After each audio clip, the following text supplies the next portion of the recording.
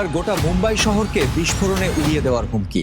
আতঙ্কে গোটা মুম্বাই শহর জুড়ে ছড়িয়ে আছে 34টি মানব বোমা। 14 জন জঙ্গি, 400 কেজি RDX, যা 34টি গাড়িতে ভাগে ভাগে রাখ। বিস্ফোরণ হলে মৃত্যু হতে পারে 1 কোটি মানুষের। গত 4 সেপ্টেম্বর বৃহস্পতিবার রাতে এমন একটি ঘুম উড়ানো হুমকি আসে তস্করি জিহাদি নামে একটা জঙ্গি সংগঠন থেকে মুম্বাই ট্রাফিক পুলিশের হোয়াটসঅ্যাপ হেল্পলাইন নাম্বারে। হুমকিটি ফেক মনে হলেও সতর্কতায় কোনো খামতি রাখেনি মুম্বাই পুলিশ।